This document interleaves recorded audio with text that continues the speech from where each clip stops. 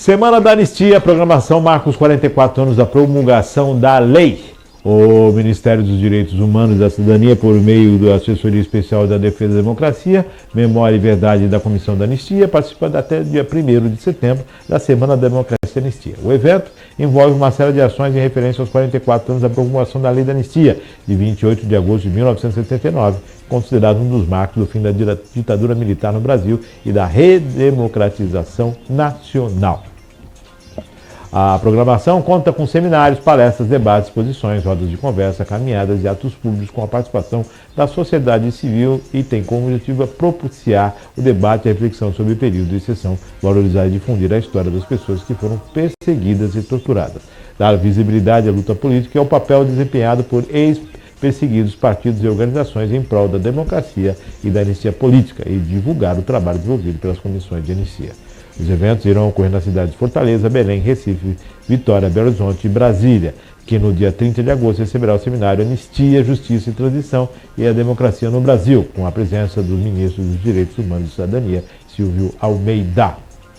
As demais agendas contarão com a presença do assessor especial da Defesa da Democracia, Memória e Verdade do Ministério, Nilmário Miranda, e da presidenta da Comissão de Anistia, Enédia Stutz de Almeida, e dos conselheiros da comissão. Até 30 de agosto, a agenda será nas cidades de Recife, Vitória e Fortaleza, com palestras, encontros com a sociedade civil, aulas magnas e exposição. A programação da semana, que se encerra em Belo Horizonte no dia 1º de setembro, na Universidade Federal de Minas, com o ato de inauguração da placa em memória de João Batista Franco Drummond, desaparecido político. Achei estranho São Paulo não estar nesse calendário da anistia. 1979, eu me lembro bem, né, embora pequena, me lembro bem de toda a tratativa envolvendo a anistia já geral e irrestrita, das pessoas chegando nos aeroportos, de toda aquela entrada, a tratativa de órgãos internacionais nisso, o governo à época observando, né, acho que foi o Geisel, ou foi o Geisel ou foi o João, acho que foi o Geisel, não me recordo aqui agora. Se a Maria Clara conseguir para a gente aí quem é que assinou a anistia, eu acho que foi o Geisel. E a pressão, não vou dizer pressão, né? A condição de vários órgãos internacionais, de vários segmentos de forte expressão do mundo, tiveram para o Brasil. Não foi à toa que o Brasil recebeu o Papa 2 vezes em um período muito próximo, para que se tivesse abertura, redemocratização, para que se tivesse toda a situação, esse apelo, né, que veio João Paulo I, quando veio no Brasil, João Paulo II, um dos papas, ele teve 2 vezes próximo do Brasil, e o pedido era para isso também, né, para a redemocratização, e aí veio a pluripartidarização. Então essa anistia, ela decorre aí depois do ato de 64, né, e você vê em 1979, poxa vida, demorou-se anos para que se pudesse. E temos aí exilados que nós conhecemos, nós temos pessoas notoriosas, Caetano Veloso, Gil, Fernando Collor de Mello, né? E outras pessoas também que fazem parte, Gil fazem parte disso. E eu tenho um amigo que também, um amigo próximo, Gilson Miguel, que também foi exilado político e que depois retornou ao Brasil. Então tudo isso tem uma história. E essa história é uma história de pessoas, não é uma história de partido, é uma história de união nacional de pessoas, é uma história de união internacional e pressão para que o governo criasse essa anistia, para que os brasileiros que lá fora estavam por força de não ser presos no país, pudessem retornar em segurança, e isso foi feito. Então há de se comemorar sim, há de se discutir sim, há de se reavivar essa memória sim, e mostrar para o brasileiro o quão o povo é capaz de atrocidades, o quão o povo é capaz de gerir, o quão governos podem agir por supostas posições e, diante de certas marquises, agir de forma errada, né? Agir de forma arbitrária. Juliana. A gente precisa revisitar sempre a nossa história para entender os passos que a gente precisa dar. E os últimos momentos que vivemos na política brasileira trouxeram à tona essa questão. né, da gente entender o quanto é importante a democracia e o quanto falas ou posicionamentos arbitrários, autoritários, podem promover uma desarmonia na relação com as pessoas.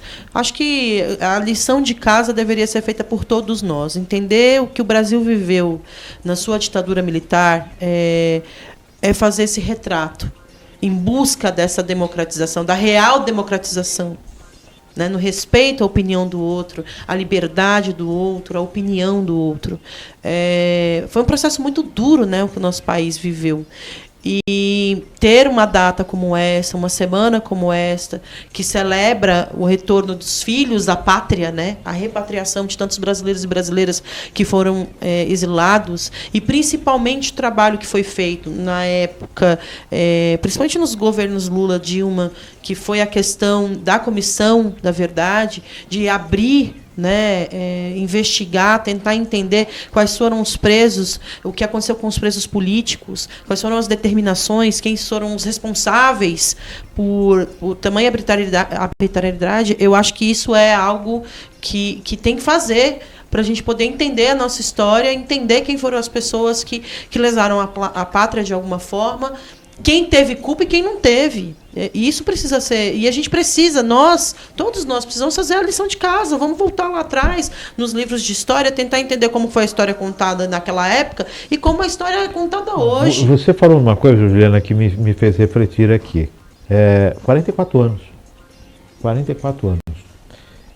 Em que o povo viveu o pedido de redemocratização, de liberdade, de escolha de presidente, e foi dado, né? O povo retomou esse posicionamento. E aí eu pergunto para você que é político desde essa época, o que você fez durante toda essa gestão para que no ano passado, ou poucos anos atrás, as pessoas observassem que uma possibilidade de retorno de um governo militar? Pensa qual é a responsabilidade em todos esses anos para que, na verdade, se retroceda. Qual é a responsabilidade de todos os governantes até o momento e o que vocês fizeram para que, na verdade, o povo brasileiro se sentisse insatisfeito? Metade da população se sente insatisfeita a ponto de entender que o militarismo tem uma condição melhor do que, não dizer nem a democracia, a ditadura, mas um governo mais austero seja melhor. Qual é a responsabilidade de você, governante, de você que foi eleito para o executivo, para o legislativo? Qual é o seu papel na construção desse Brasil que dá aos brasileiros a insatisfação e a vontade de voltar no tempo? Perfeito, Márcio. Perfeito, perfeito. Eu acho que essa é uma reflexão que cabe e que tem que ser obrigatória a todos que se colocam diante da política como uma posição de, olha, eu estou aqui para defender, eu estou aqui para participar, para construir essa política, seja sendo um vereador, um prefeito, um deputado, um governador, presidente da República, todas essas pessoas que ocupam esses espaços de decisão precisam refletir sobre o que é democracia, né? Precisam entender o que é democracia. Eu vim de um encontro recente em Vitória, e a ministra Carmen Lúcia deu uma aula magna lá, e ela falou uma coisa que foi, assim, parece tão óbvio, mas ao mesmo tempo foi tão impactante para todos nós que trabalhamos com cultura há muito tempo, né? A gente falava sobre o tema de cultura e democracia, né? E ela falou assim, gente, a gente não precisa democratizar a cultura. A gente tem que culturalizar a democracia. A gente precisa fazer com que as pessoas entendam e respeitem a multiplicidade das culturas que existem nesse país, para que a gente entenda o que é democracia e exerça essa democracia. E aí vira uma chave na cabeça da gente. E não é culturalizar de dizer assim, olha, eu preciso ser culto para ser democrático. Não, é permitir que as pessoas tenham acesso. Sim. Para além da palavra bonitinho, estou democratizando, estou levando o evento para o bairro, estou levando o evento, trazendo o bairro para o centro da cidade para curtir uma atração. Estou falando da minha área, que é cultura, mas isso existe em todas as outras áreas, né? Como que a gente culturaliza, pensando todas as áreas, a nossa democracia?